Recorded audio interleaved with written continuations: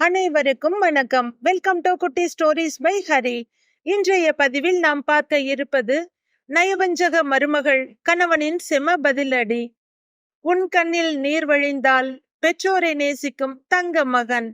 தமிழ்ச்செல்வன் தன் தாய்நாட்டை விட்டு அமெரிக்காவுக்கு வந்து முழுதாக 2 வருடங்கள் முடிந்துவிட்டது. நாளை தனது தாய்நாடான இந்தியாவுக்கு திரும்ப போகிறான். எல்லையில்லாத ஆனந்தம் அவன் இதயத்தில் நிறைந்தது.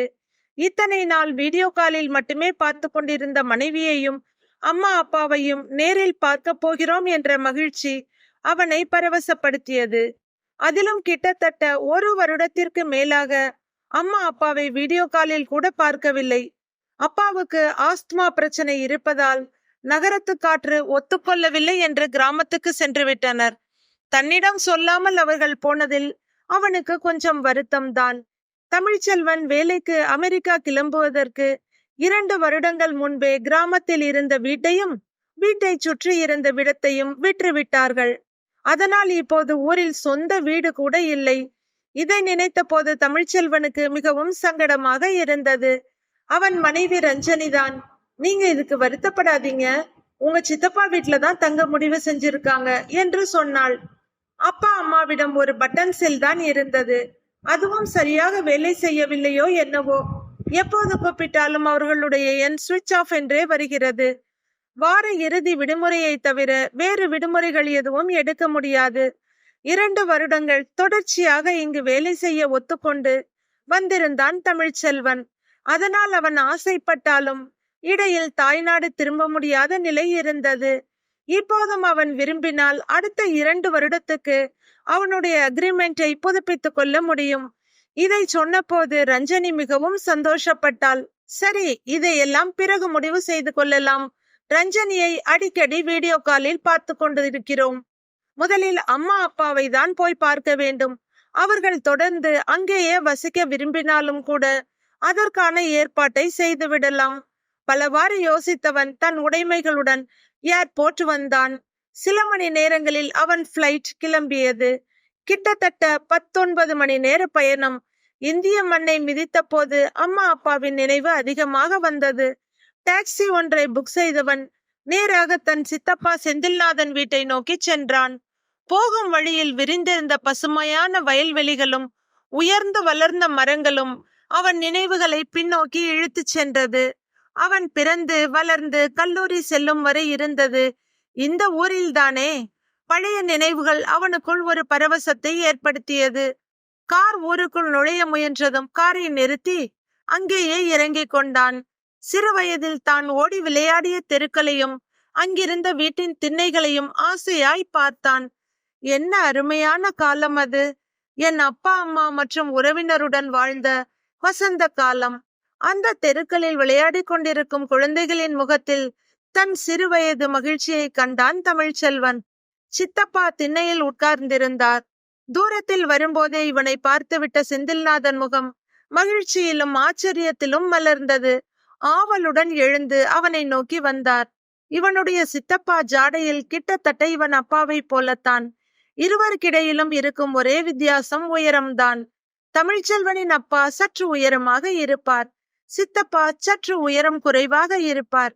மனதும் முகமும் மலர, சித்தப்பா எப்படி இருக்கீங்க என்று தமிழ்ச்செல்வன் கேட்க, எனக்கு என்னடா குறை, நீங்க எல்லாம் இருக்கப்ப.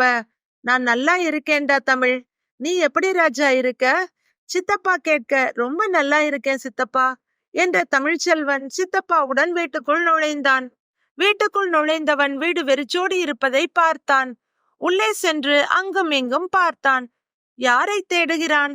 தன்னுடைய மனைவி இறந்து சில வருடங்கள் ஆனது இவனுக்கு நன்றாக தெரியும்.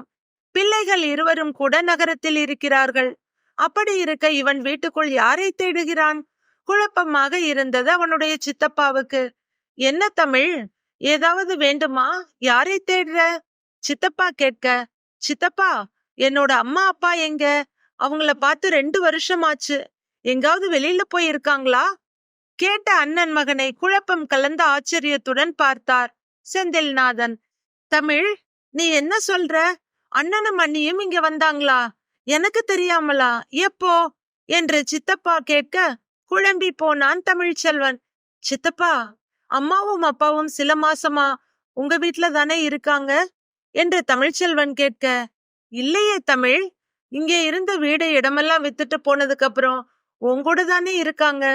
2 வருஷத்துக்கு முன்னாடி நம்ம கதிரோட கல்யாணத்துக்கு நீங்க எல்லாம் வந்துட்டு போனது தானே, அதுக்கப்புறம் நீங்க யாருமே இந்த பக்கம் வரவே இல்லையே என்று சித்தப்பா சொல்ல தமிழ்ச்செல்வனுக்கு அதிர்ச்சியாக இருந்தது. ஒருவேளை சித்தப்பா வீட்டிற்கு வருவதாக சொல்லிவிட்டு அம்மா அப்பா வேறு யார் வீட்டிலாவது இருக்கலாமோ? இங்குதான் நிறைய சொந்தக்காரர்கள் இருக்கிறார்களே. யோசித்தவன் உறவினர், அறிந்தவர், தெரிந்தவர் என்று அனைவரிடமும் அம்மா அப்பாவை பற்றி விசாரித்தான். எல்லோரும் சொல்லி வைத்தாற் போல ஒரே பதிலை சொன்னார்கள். அத்துடன் இவனிடமே நிறைய கேள்விகளையும் கேட்டார்கள். அவர்களுடைய எந்த கேள்விக்கும் அவனிடம் இப்போது பதில் இல்லை. மனைவியை தொடர்பு கொண்ட போது ரஞ்சனியின் மொபைல் தொடர்பு எல்லைக்கு அப்பால் இருப்பதாக பதில் கிடைத்தது. சிறிது நேரம் கழித்து மறுபடியும் முயற்சித்து பார்க்க அதுவேதான் பதிலாக இருந்தது. எல்லா வழிகளும் அடைபட்டு போனது போல மிகவும் சோர்ந்து போனான் தமிழ்ச்செல்வன். மிகவும் வாடிய முகத்துடன் தளர்ந்த நடையுடன் வந்த தமிழ்ச்செல்வனை பார்த்த கார் டிரைவர் கேட்டார், சார், ஏதாவது பிரச்சனையா? நான் உங்களுக்கு உதவ முடியுமா என்று. அந்த நேரத்தில் அவனுடைய அந்த கேள்வி தமிழ்ச்செல்வனுக்கு மிகவும் ஆறுதலாக இருந்தது. தன்னுடைய வருத்தத்தையும் பெற்றோர்களை காணவில்லை என்பதையும் டிரைவரிடம் சொன்னான் தமிழ்ச்செல்வன்.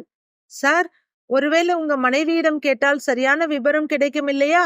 உங்கள் வீட்டுக்கு போகலாம், பிறகு மற்றவற்றை பார்க்கலாம் சார் என்றான் டிரைவர். தமிழ்ச்செல்வனுக்கும் அது சரி என்று பட்டது. கார் புறப்பட்டது. அவர்கள் சென்னையை அடைந்தனர். வீட்டுக்கு இன்னும் 5 கிலோமீட்டர் தூரமே இருந்தது. அதற்குள் சாலையின் நடுவே ஒரு சிறு ஊர்வலம் போய்க் கொண்டிருந்தது. அதில் சிலர் தீச்சட்டி ஏந்தியும் அல்லது குத்தி கொண்டும் போய்க் கொண்டிருந்தனர். சற்று தூரத்தில் ஒரு கோவில் தென்பட்டது. வண்டியை ஓரமாக நிறுத்திய டிரைவர், சார், இது மாரியம்மன் கோவில். மிகவும் சக்தி வாய்ந்த அம்மன். இங்கு நிறைய பேர் வந்து வேண்டிக் கொள்வார்கள். அவர்களுடைய பிரச்சனை தீர்ந்ததும் வருடத்தில் ஒரு முறை இந்த நாளில் வந்து அவர்களுடைய நேர்த்தி கடனை நிறைவேற்றுவார்கள்.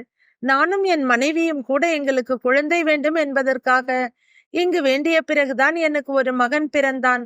ஆத்மார்த்தமாக டிரைவர் சொல்ல, அங்கு வீதி உலா வந்து கொண்டிருந்த அம்மனை பார்த்து தமிழ்ச்செல்வன் மனதார வேண்டிக் கொண்டான். சாமி ஊர்வலம் அவர்களை தாண்டி சென்றதும் சற்று தொலைவில் ஒரு இடத்தில் அன்னதானம் செய்து கொண்டிருந்தனர். பக்தர்கள், ஏழைகள் என்று அனைவரும் வரிசையில் நின்று அதை வாங்கி கொண்டிருந்தனர். இலக்கின்றி பார்த்து கொண்டிருந்த தமிழ்ச்செல்வனின் பார்வை அந்த வரிசையில் இருந்த ஒரு முதிய பெண்மணியின் மீது விழுந்தது. அந்த அம்மாவின் சேலை சுருண்டு அழுக்கடைந்து இருந்தது. வழிந்து கொண்டிருந்த வியர்வையை சேலை தலைப்பால் அடிக்கடி துடைத்து கொண்டு தவிப்புடன் வரிசையில் நின்றிருந்தார். அவரால் சரியாக நிற்க கூட முடியவில்லை. அவ்வப்போது திரும்பி ஒரு இடத்தை பார்த்து கொண்டிருந்தார். அதற்குள் திடீரென்று ஒரு கூட்டம் வந்தது. அந்த வரிசைக்குள் நுழைந்துவிட அந்த வயதான பெண்மணி தடுமாறி கீழே விழுந்தார். சற்றென்று காரில் இருந்து இறங்கிய தமிழ்ச்செல்வன் அந்த வயதான பெண்மணியை நோக்கி ஓடினான். அந்த பெண் குப்புற விழுந்து கிடந்தார். எழுந்திருக்க சிரமப்பட்டு கொண்டிருந்த அவரை தன் இரு கைகளாலும் தூக்கினான். அந்த அம்மாவின் முகம் முழுவதும் மண் அப்பி இருந்தது. அதற்குள் டிரைவர் பக்கத்தில் இருந்த கடையில் ஒரு வாட்டர் பாட்டில் வாங்கினார். அரை மயக்கத்தில் இருந்த அந்த பெண்மணியை கடையில் இருந்த சேரில் உட்கார வைத்து அவருடைய முகத்தை கழுவினான் தமிழ்ச்செல்வன். முகத்தில் இருந்த மண் கரைந்து வெளிப்பட்ட அந்த பெண்ணின் முகத்தை பார்த்தவன் அப்படியே அதிர்ந்து போனான். அது வேறு யாருமல்ல, அவனை 10 மாதம் சுமந்து பாராட்டி சீராட்டி வளர்த்த அவனுடைய அம்மாவேதான். அந்த அம்மாவின் கண்களில் மட்டுமே உயிர் எஞ்சி இருந்தது. உடம்பில் கிள்ளி எடுக்க கூட ஒரு துளி சதையை தேட வேண்டி இருந்தது. தமிழ்ச்செல்வனின் உடலெல்லாம் நடுங்க ஆரம்பித்தது. ஏதோ ஒன்று தொண்டையை கனமாக இறுக்கி பிடித்து இருந்தது. ஒருவாறு சமாளித்து, அம்மா, நீங்கள் ஏன் இங்கே இருக்கிறீர்கள்? ஏன் இந்த நிலை? உங்கள் உடம்புக்கு என்ன ஆயிற்று? அப்பா எங்கே? உங்களை எல்லாம் எங்கெல்லாம் தேடுவது? யாரிடமெல்லாம் விசாரித்தேன் தெரியுமா என்று கேட்டபடி அம்மாவின் முன் மண்டியிட்டு அவர் மடியில் தலை வைத்தான் தமிழ்ச்செல்வன். ஒரு கணம் அவனுடைய தலையை தடவிய அவனுடைய அம்மாவின் கை சட்டென்று அவன் தலையை தள்ளிவிட்டது. திகைத்து போன தமிழ்ச்செல்வன் எழுந்து நிற்க அப்போது தட்டு தடுமாறி ஒரு முதியவர் அங்கு வந்து நின்றார். அவரை பார்த்த தமிழ்ச்செல்வனுக்கு மேலும் அதிர்ச்சி. அவனுடைய அப்பாவும் ஏன் இப்படி எலும்பு கூடாக இருக்கிறார்? ஏற்பட்ட தொடர் அதிர்ச்சிகளால் அவனால் பேசக்கூட முடியவில்லை. சுதாரித்து கொண்டு எழுந்தவன் அப்பா என்று அவர் அருகில் செல்ல, பக்கத்தில் வராதே என்று கோபமாக சொன்னார் அவனுடைய அப்பா. அப்பா, ஏன் இப்படி பேசுறீங்க? நான் உங்களை எங்கெல்லாம் தேடி அலைஞ்சேன்னு தெரியுமா? தமிழ்ச்செல்வன் கேட்க, நாங்க இன்னும் உயிரோட இருக்கோமா இல்ல செத்துட்டோமான்னு பார்க்க வந்தியா என்று கோபமாக கேட்டார் அவனுடைய அப்பா. அப்பா, தயவு செய்து நான் சொல்றத கேளுங்க. நான் உங்களை பார்க்க தான் ஓடோடி வந்திருக்கேன் என்றான் தமிழ்ச்செல்வன். நீங்க இருக்கும் நிலைய பார்த்த எனக்கு தான் பேரதிர்ச்சியா இருக்கு. உங்களுக்கு ஏன் இந்த நிலைமை? என்ன நடந்ததுன்னு எனக்கு புரியல என்றான் தமிழ்ச்செல்வன். ரொம்பவும் நடிக்காத. அது எப்படி உனக்கு தெரியாம போகும்? நாங்க வீட்டை விட்டு வெளியே வந்து 6 மாதம் பக்கம் ஆயிடுச்சு. நீ தினமும் உன் பொண்டாட்டிக்கிட்ட போன்ல பேசிக்கிட்டு தானே இருக்க. அவ்வளவு அக்கறை உள்ளவனா இருந்தா எங்களை பத்தி நீ அவகிட்ட கேட்டு இருக்கணும் இல்ல? இப்ப ரொம்ப அக்கறை இருக்கிற மாதிரி நடிக்கிறியே, கசந்த குரலில் சொன்னார் அப்பா. கோபத்தில் அவர் உணர்ச்சி வசப்பட்டு பேச தொடர்ச்சியாக இருமல் வந்தது. பதறிப்போனான் தமிழ்ச்செல்வன். அப்பாவை கைத்தாங்கலாக பிடித்து அங்கிருந்த மற்றொரு சேரில் உட்கார வைத்தான். அதற்குள் டிரைவர் பெரியவர்கள் இருவரும் சாப்பிட பலகாரங்களும் டீயும் வாங்கி வந்தார். அதை கையில் வாங்கி கொண்ட தமிழ்ச்செல்வன், அம்மா, அப்பா, முதலில் நான் சொல்வதை தயவு செய்து கேளுங்கள். அதன் பிறகு என்னை நீங்கள் என்ன வேண்டுமானாலும் செய்து கொள்ளுங்கள் என்று கெஞ்ச இருவரும் சற்று இலகினார்கள். இருவர் கையிலும் தட்டை கொடுத்து சாப்பிடச் சொன்னவன், அப்பா, நீங்கள் நினைப்பது போல் நான் கேட்காமல் எல்லாம் இல்லை. ரஞ்சனியிடம் உங்களை பற்றி கேட்டபோது உங்களுக்கு ஆஸ்துமா பிரச்சனை இருப்பதால் நகரத்து காற்று ஒத்துக்கொள்ளவில்லை என்று சொன்னாள். அடிக்கடி இப்படி அவஸ்தைப்படுவதால் கொஞ்ச நாட்கள் கிராமத்தில் தங்கியிருக்க விரும்பி நீங்கள் சென்றதாக என்னிடம் கூறினாள். அப்படியும் என்னுடைய மனது திருப்திப்படவில்லை. நம்முடைய வீட்டை தான் விற்றுவிட்டோமே, அம்மா அப்பா எங்கே இருப்பார்கள் என்று கேட்டேன். உங்கள் சித்தப்பா வீட்டில்தான். அவரை தவிர யாரும் இல்லையே. கொஞ்ச நாட்கள் அவருடன் இருப்பதாக சொல்லி சென்றிருக்கிறீர்கள் என்று சொன்னாள் ரஞ்சனி. சித்தப்பாவும் உங்கள் மேல் மிகுந்த அன்பு கொண்டவர். அவரும் தனியாகத்தானே இருக்கிறார். அதனால் ரஞ்சனி சொன்னதை நம்பினேன். அது என்னுடைய தவறுதான். தயவு செய்து இருவரும் என்னை மன்னித்து விடுங்கள். நான் என்ன பாவம் செய்தேனோ உங்களை இந்த நிலையில் பார்க்கும் கொடுமையை கடவுள் எனக்கு கொடுத்திருக்கிறான். கதறி அழ ஆரம்பித்தான். மகன் சொன்னதை கேட்ட அவனுடைய அம்மாவின் கண்களிலும் கண்ணீர் வடிந்தது. கையில் இருந்த தட்டு நழுவி கீழே விழுந்தது. மெல்ல தடுமாறி மகனிடம் வந்த அம்மா தந்தையின் முன் மண்டியிட்டு அழுது கொண்டிருந்த மகனின் தலையில் ஆதரவாய் கை வைத்தார். அந்த கைகளை இறுக்கமாக பற்றி கொண்ட தமிழ்ச்செல்வன், அம்மா, என் மனைவி ரஞ்சனியை கண்மூடித்தனமாக நம்பியது தவறுதான். இப்படி ஒரு பெண் இந்த உலகத்தில் இருப்பாள் என்று நான் கனவில் கூட நினைக்கவில்லை. உங்களுக்கு நடந்த கொடுமைகளுக்கு நான் தான் காரணம். இந்த ஒரு முறை மன்னித்து விடுங்கள். இனி நான் உயிரோடு இருக்கும் வரை உங்களுக்கு எந்த துன்பமும் நெருங்காமல் பார்த்து கொள்வேன். என்னை நம்புங்கள் என்று கண்ணீர் வடித்தான். பக்கத்தில் இருந்த ஸ்டூலில் கையில் இருந்த தட்டை வைத்துவிட்டு மகனிடம் வந்தார் அப்பா. அவனை தன் நெஞ்சோடு சேர்த்து அணைத்து கொண்டார். அவர்களின் கண்களில் வடிந்து கொண்டிருந்த துயர கண்ணீர் நின்று ஆனந்த கண்ணீர் துளிர்க்க ஆரம்பித்தது. தமிழ்ச்செல்வனும் டிரைவரும் அவர்கள் இருவரின் கைகளை பிடித்து மெதுவாக நடத்தி வந்து காரில் ஏற்றினார்கள். சார், எங்கே போக வேண்டும் கேட்ட டிரைவரிடம், ஒரு நல்ல ஹோட்டலுக்கு என்றான் தமிழ்ச்செல்வன். ஹோட்டலை அடைந்ததும் இருவரையும் அங்கேயே அறையெடுத்து தங்க வைத்தவன் அவர்கள் குளிப்பதற்கான ஏற்பாடுகளை செய்தான். குளித்துவிட்டு வருவதற்குள் அவர்களுக்கு டிரைவர் புது உடைகள் வாங்கி வந்திருந்தான். உடைகளை மாற்றி கொண்டு வந்த அவர்கள் முன் சூடான உணவு காத்திருந்தது. சாப்பிட்டு முடித்ததும் அவர்களுக்கு கொஞ்சம் தெம்பும் நிறைய நிம்மதியும் வந்தது. நீ எப்போது வந்தாய் கேட்ட அம்மாவிடம், அம்மா, நான் இன்றுதான் வந்தேன். அதை பற்றி உங்களுக்கு பிறகு சொல்கிறேன். முதலில் என்ன நடந்தது, உங்களுக்கு ஏன் இந்த நிலை என்பதை எனக்கு சொல்லுங்கள். அப்போதுதான் என்ன நடந்தது என்று எனக்கு தெரியும். ரஞ்சனி எதற்காக என்னிடம் பொய் சொன்னாள் என்பதையும் தெரிந்து கொள்ள முடியும் என்றான் தமிழ்ச்செல்வன். தமிழ், நீ அமெரிக்கா போன சில மாதங்களிலேயே ரஞ்சனியின் நடவடிக்கைகளில் மாற்றம் தெரிந்தது. அடிக்கடி போனில் பேசுவது, வெளியே போவது என்று இருந்தாள். நாங்களும் நீ சென்றதால் அவள் மிகவும் வருத்தத்தில் இருக்கிறாள் என்று அவளிடம் எதுவும் கேட்காமல் இருந்தோம். அவள் இப்படி இருந்ததால் வீட்டு வேலைகள் அனைத்தையும் அம்மாவே செய்ய ஆரம்பித்தாள். சாப்பிட மட்டும் வருவாள். எப்போதும் போனில் பேசுவது, அடிக்கடி வெளியே போவது என்று இருந்தாள். அப்புறம்தான் தெரிந்தது அடிக்கடி தோழிகளுடன் வெளியே போகிறாள், மீதி நேரங்களில் அம்மாவிடம் பேசிக்கொண்டே இருக்கிறாள் என்று. நானும் அம்மாவும் மிகவும் வருந்தினோம். அவள் உன்னை பிரிந்து தனிமையில் கஷ்டப்படுகிறாள் என்று நினைத்தோம். அடிக்கடி அவளுடைய அம்மா வீட்டுக்கு போவதும் அவரை இங்கே அழைத்து வருவதுமாக இருந்தாள். எப்படியோ அவள் சந்தோஷமாக இருந்தால் சரி என்று நாங்களும் நினைத்தோம். ஆனால் அவள் அப்படி நினைக்கவில்லை. என்னையும் உன் அம்மாவையும் திட்டிக் கொண்டே இருந்தாள். இங்கிருந்து என் உயிரை எடுக்கிறீங்க என்று அடிக்கடி எங்களை காயப்படுத்தினாள். ஒரு நாள் மருமகள் அம்மா வீட்டில் இருந்து வரும்போது ஒரு பெரிய பெட்டியுடன் அவள் அம்மாவையும் அழைத்து கொண்டு இங்கு வந்தாள். வந்தவள் நேராக உன் அம்மாவை அழைத்து, உங்களோட பொருட்கள் எல்லாம் எடுத்து ஸ்டோர் ரூம்ல வச்சுக்கங்க, அந்த அறைய முதல்ல சுத்தம் பண்ணி கொடுங்க, என் அம்மாவுடைய பொருட்களை அங்கு வைக்கணும் என்றாள். மருமகளே, உங்க அம்மா இங்க வந்ததில் எங்களுக்கும் ரொம்ப சந்தோஷம். எங்க பொருட்களை ஸ்டோர் ரூம்ல வச்சிடலாம். ஆனா நாங்க எங்கே படுக்கிறதுன்னு கேட்டதுக்கு, ஹால்ல படுத்துக்கோங்க, இல்லைன்னா வெளியே வராண்டால படுத்துக்கோங்கன்னு சொன்னார் ரஞ்சனி. திகைத்து போய் நின்றேன் நான். உன் அம்மாதான். மருமகளே, உன் மாமாவுக்கு குளிர்காத்தப்பட்டா இருமல் அதிகமாகும், அவருக்கு சேராதே. அப்படி இருக்க எப்படி ஹால்லையோ இல்ல வராண்டாலையோ படுக்க முடியும்னு கேட்டா. இங்கே இருக்க சொல்லி உங்களை யாரும் கட்டாயப்படுத்தல. விருப்பம் இருந்தா இருக்கலாம், இல்லைன்னா தாராளமா கிளம்பி போய்கிட்டே இருங்க, யாரும் உங்களை தடுக்க மாட்டாங்கன்னு சொன்னா. நாங்க 2 பேரும் ரொம்பவே பதறி போயிட்டோம். எங்கே போக முடியும், என்ன செய்ய முடியும்? பேசாம வாய மூடிக்கிட்டு அவ சொன்னபடி செய்தோம். குளிர் தாக்கப்பட்டு எனக்கும் உடம்பு ரொம்ப மோசமாய்கிட்டே இருந்தது. ரொம்ப அதிகமா வேலை செஞ்சதால உன் அம்மா ரொம்பவும் தளர்ந்து போயிட்டா. அதோட மட்டுமில்லாம எங்க சாப்பாட்டுலயும் கை வச்சிட்டா மருமக. வயசான காலத்துல 3 நேரமும் சாப்பிட்டீங்கன்னா எப்படி செரிமானமாகும்? அளவா சாப்பிடுங்கன்னு சொல்லி ஒரு நாளைக்கு 1 நேரம் மட்டும்தான் சாப்பாடு கொடுத்தா. மருமகளின் இந்த மாற்றத்தை பற்றி சொல்ல உனக்கு போன் செய்தோம். ஆனா உனக்கு போன் போகவே இல்லை என்றார் அப்பா ஆதங்கத்துடன்.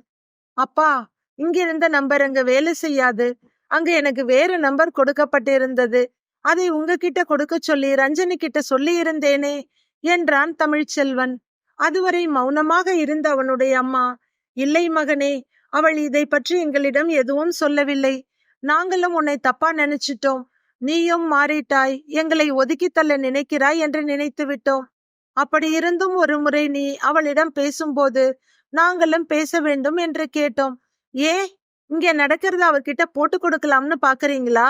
ஒன்னு தெரிஞ்சுக்கோங்க, இங்க நடக்கிறது எல்லாமே அவருக்கு தெரியும். அவர்கிட்ட சொல்லிட்டு தான் என் அம்மாவை இந்த வீட்டுக்கு கூட்டிட்டு வந்திருக்கேன். அதனால புதுசா நீங்க அவர்கிட்ட சொல்றதுக்கு எதுவும் இல்ல.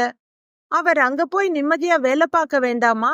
இங்கதான் என் உயிரை எடுக்கிறீங்கன்னு பார்த்தா அங்க இருக்கிற அவரையும் நிம்மதியா இருக்க விட மாட்டீங்களா என்று கத்தினாள். அவள் சொன்னதை கேட்ட பிறகு நீயுமா இப்படி என்று நாங்கள் உடைந்து போனோம். அதன் பிறகு அவளிடம் இதை பற்றி பேசுவதை நிறுத்தி கொண்டோம். ஐயோ அம்மா, ஒரு நாளும் அப்படியெல்லாம் இல்லை. அவள் அம்மாவை கூட்டி வருவதை பற்றி என்னிடம் சொல்லி இருந்தாள். அவளுடைய அண்ணனும் அண்ணியும் வெளியூர் போறாங்க, அம்மாவால தனியா அங்க இருக்க முடியாது. நான் கொஞ்ச நாளைக்கு அம்மாவை இங்கே கூட்டிட்டு வந்து வச்சுக்கட்டுமான்னு என்கிட்ட கேட்டா. நானும் கொஞ்ச நாள் தானே, அவங்க வந்ததும் திரும்பி போயிடுவாங்கன்னு நினைச்சேன். அவங்க நிரந்தரமா இங்கே இருக்கிற மாதிரி இருந்தா அவங்களுக்கு ஒரு ரூம் கூட போட்டு கொடுத்து இருக்கலாம். அதுலயும் பாவம் வயசானவங்க தனியா இருக்கிறது கஷ்டம்னு நினைச்சுதான் அவ கேட்டதுக்கு சம்மதிச்சேன்.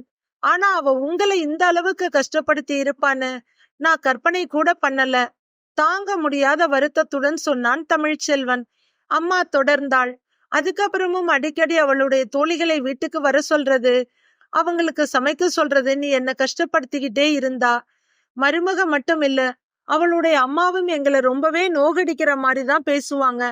அப்பாவையும் என்னையும் அவங்க தோழிகள் முன்னாடி அதிகாரம் பண்ணுவாங்க.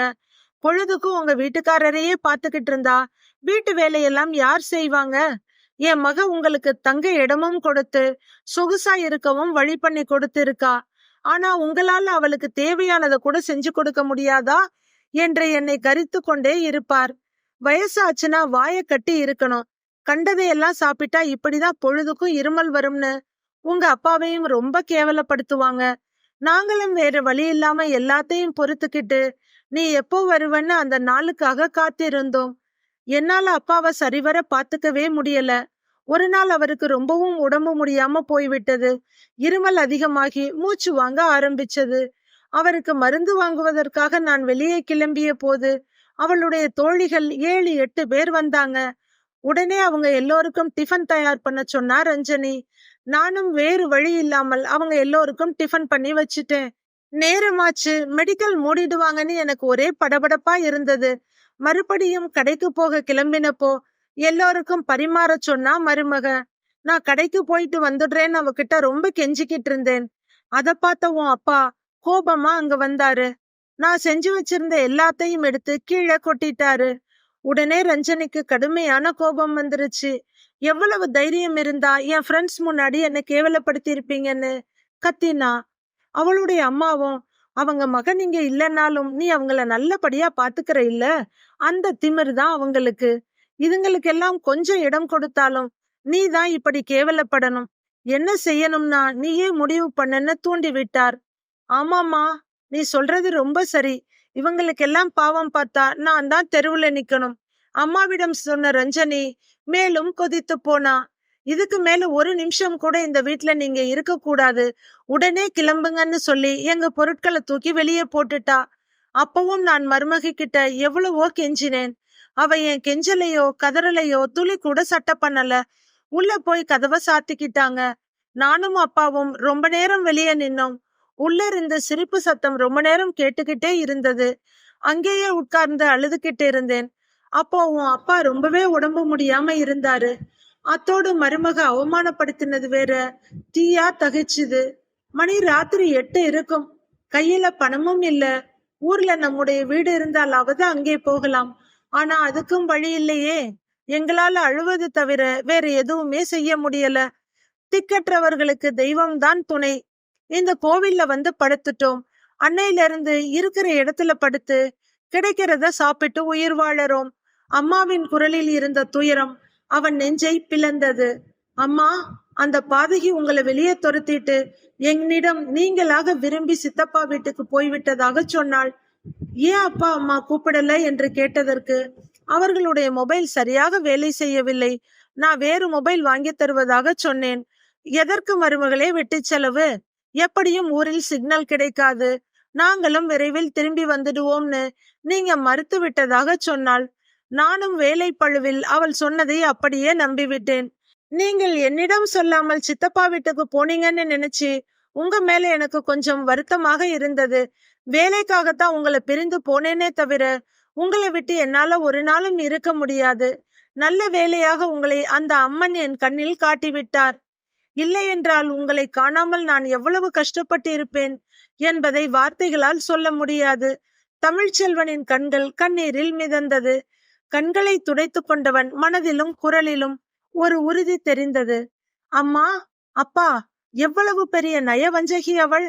அந்த கேவலமான பிறவிக்கு தண்டனை கொடுக்க வேண்டிய நேரம் வந்துவிட்டது.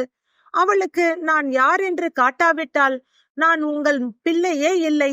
எழுந்த தமிழ்ச்செல்வன் வெளிநாட்டில் இருந்து கொண்டு வந்த அனைத்தையும் அவர்களிடமே வைத்திருக்கும்படி கொடுத்தான். மேலும் கொஞ்சம் பணமும் தன்னுடைய ஏடிஎம் கார்டையும் அவர்களிடம் கொடுத்தவன், உங்களுக்கு வேண்டியதை சாப்பிட்டு கொண்டு இங்கேயே பத்திரமாக இருங்கள், நான் விரைவில் திரும்பி வந்து விடுவேன். அதுவரை உங்களுக்கு வேண்டியதை இந்த டிரைவர் செய்து கொடுப்பார் என்று சொன்னவன் தன்னிடம் இருந்த இன்னொரு மொபைலை அப்பாவிடம் கொடுத்தான். ஏதாவது அவசியம் என்றால் எனக்கு உடனே கூப்பிடுங்கள் என்று சொல்லிவிட்டு அங்கிருந்து தன் வீட்டுக்கு கிளம்பினான். தமிழ்ச்செல்வன் தன் வீட்டை அடைந்த போது ரஞ்சனியும் அவளுடைய அம்மாவும் ஆர்டர் செய்து வாங்கி இருந்த உணவை ருசித்து கொண்டிருந்தார்கள். ரஞ்சனி, உன் மாமியாரை மாமனாரையும் இங்கிருந்து துரத்தி வெகு நாட்கள் ஆகிவிட்டது. அவர்களை பற்றி ஏதாவது தகவல் தெரிந்ததா? எங்கே போனார்கள், என்ன செய்கிறார்கள் என்று நீ தெரிந்து கொள்ள வேண்டும். ஒருவேளை அந்த கிழடுகள் உன் கணவனிடம் பேசி இருந்தால் என்ன ஆவது? யோசனையுடன் கேட்டாள் ரஞ்சனியின் அம்மா. அம்மா, நீ எதற்கு வீணாக கற்பனை செய்கிறாய்? அவர்களுக்கு இவருடைய நம்பர் தெரியாது. அவராக இங்கு வரும் வரை இவர்களால் அவரை தொடர்பு கொள்ளவும் முடியாது, பார்க்கவும் முடியாது. அதைவிட முக்கியமாக அவர் இன்னும் 2 வருஷத்துக்கு அங்குதான் இருக்க போகிறார். நாம் இங்கிருந்து துரத்தும் போதே அவர்கள் உடம்பில் பாதி உயிர்தான் இருந்தது. இன்னும் 2 வருடம் கழித்து அவர் வரும் வரை இவர்கள் தாங்குவார்கள் என்று நினைக்கிறாயா? வாய்ப்பே இல்லை. நீ இதை பற்றி எல்லாம் கவலைப்படாமல் சாப்பிடுமா, புன்னகையோடு சொன்னாள் ரஞ்சனி. அதெல்லாம் சரிதாம்மா. ஒருவேளை மருமகன் அவங்கள பத்தி கேட்டா என்ன செய்யறது என்று கவலைப்பட்ட அம்மாவிடம், வீணா கவலைப்படாதம்மா.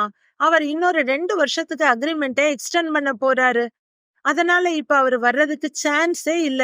நிம்மதியா இரு சொன்ன ரஞ்சனியும் அவளுடைய அம்மாவும் சாப்பிடுவதை தொடர்ந்தார்கள். அப்போது திறந்திருந்த கதவின் வழியாக தமிழ்ச்செல்வன் வீட்டுக்குள் வந்தான். முதலில் அவனை பார்த்த ரஞ்சனியின் முகம் பேய் அறைந்தது போல ஆனது.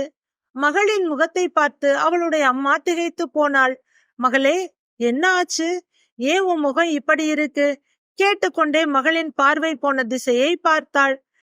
தலையை திருப்பி அவளும் பார்க்க அங்கே நின்றிருந்த தன் மருமகனை பார்த்து அதிர்ந்து போனாள். தாங்கள் பேசியதை அவன் கேட்டிருப்பானோ என்று 2 பேரும் ஒரே நேரத்தில் அதிர்ந்து போய் பார்க்க சிரிப்புடன் அவர்களை நோக்கி வந்தான் தமிழ்ச்செல்வன். பாத்தியா, என்ன பார்த்ததும் எப்படி திகைச்சு போய் பாக்குற? இந்த இன்ப அதிர்ச்சியை உனக்கு கொடுக்கணும்னு தான் சொல்லாம திடீர்னு வந்தேன். எப்படி இருக்கு என்னுடைய சர்ப்ரைஸ்? சிரித்தபடி தமிழ்ச்செல்வன் கேட்க அதுவரை உறைந்திருந்த மூச்சு வெளிப்பட்டது இருவருக்கும். தாங்கள் பேசியதை அவன் கேட்கவில்லை என்பது இருவருக்கும் உறுதியானது.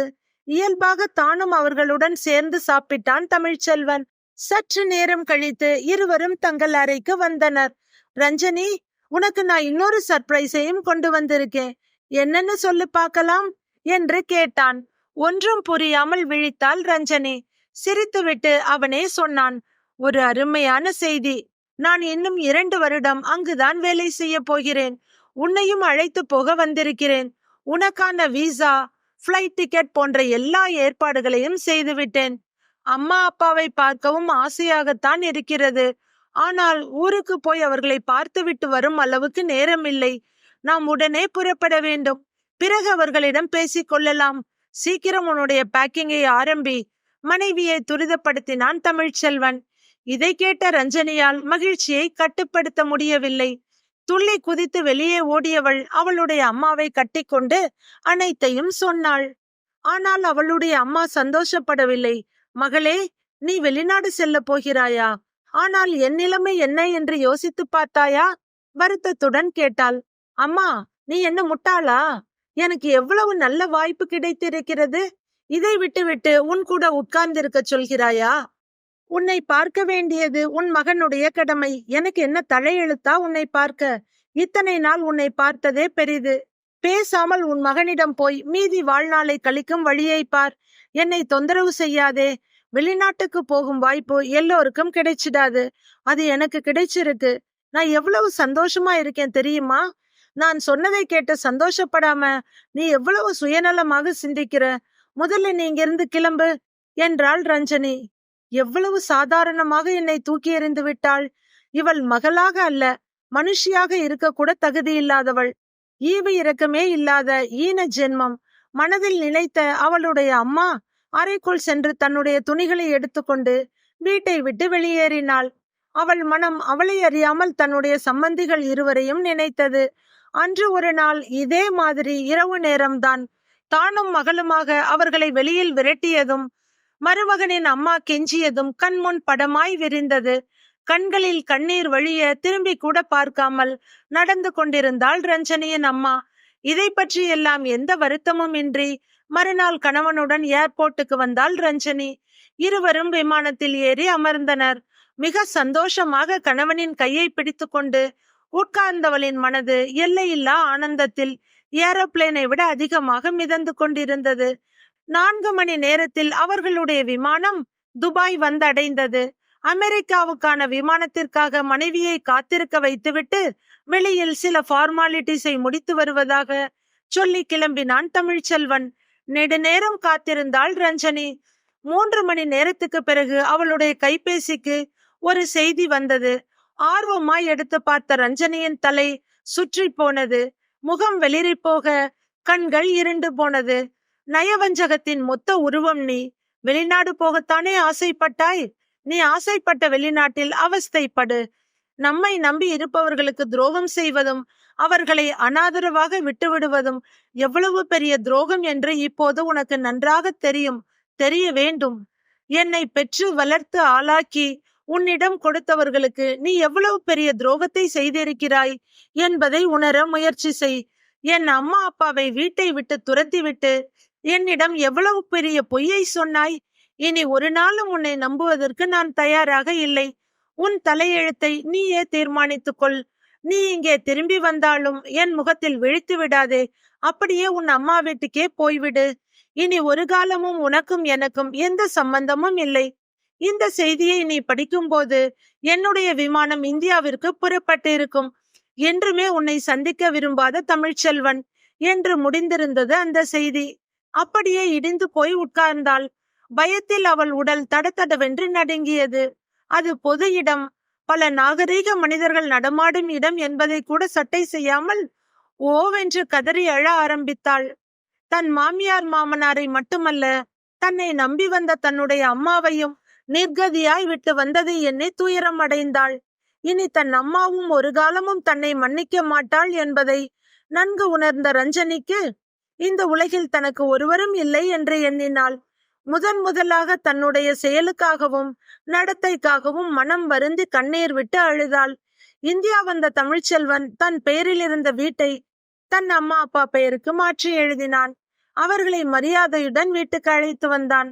இதெல்லாம் அவர்களுக்கு மிகவும் சந்தோஷமாக இருந்தாலும் மனதில் ஓரத்தில் ஒரு வலி இருந்தது. தன்னிடம் இருந்த ஒரே வழியான மொபைலில் தன் கணவனை விடாமல் அழைத்து கொண்டே இருந்தாள் ரஞ்சனி. அவன் அவளுடைய அழைப்பை துளியும் சட்டையும் செய்யவில்லை, பதிலளிக்கவும் இல்லை, அவள் மேல் இறக்கப்படவும் இல்லை. மீண்டும் மீண்டும் ரஞ்சனியிடமிருந்து அழைப்பு வந்து கொண்டே இருந்தது. அவன் அப்போதும் அந்த அழைப்பை புறக்கணிக்கவே அவனுடைய அப்பா எடுத்து பேசினார். எதிர்முனையில் அப்பா என்று ஆதரவுக்காக ஏங்கும் குரல் வெடித்தது. அந்த குரலில் இருந்த துன்பத்தையும் துயரத்தையும் கண்ட தமிழ்ச்செல்வனின் அப்பா உருகி போனார். மருமகளே என்று அவரும் பேச முடியாமல் தடுமாற அவர் கையில் இருந்த மொபைலை வாங்கி பேசினார் அவருடைய மனைவி. அத்தை, மாமா 2 பேரும் என்ன மன்னிச்சிடுங்க. நீங்க என்ன தண்டனை கொடுத்தாலும் ஏத்துக்கிறேன். நான் ரொம்ப பெரிய தப்பு பண்ணி இருக்கேன். வயசான காலத்துல உங்களுக்கு மிக பெரும் கெடுதலும் துரோகமும் பண்ணி இருக்கேன். இதற்கு மன்னிப்பே கிடையாது என்று தெரியும். ஆனால் பெரியவங்க, நீங்க என்ன தயவு செய்து மன்னிக்கணும். இனி எந்த காலத்திலையும் உங்களுக்கு மட்டுமல்ல, யாருக்கும் எந்த துரோகமும் பண்ண மாட்டேன். உங்க மகன் கிட்ட சொல்லி என்ன மன்னிக்க சொல்லுங்க என்று கதறினாள். கேட்ட இருவரும் மிகவும் உருகி போயினர். உடனடியாக மருமகளை அழைத்து வருமாறு தமிழ்ச்செல்வனுக்கு கட்டளையிட்டனர். அம்மா அப்பாவின் சொல்லை மீற முடியாத தமிழ்ச்செல்வனும் வேறு வழியின்றி ரஞ்சனியை அழைத்து வந்தான். வீட்டுக்குள் நுழைந்ததும் தன் மாமனார் மாமியார் கால்களில் விழுந்தவளின் கண்ணீர் அவர்கள் கால்களை நனைத்தது.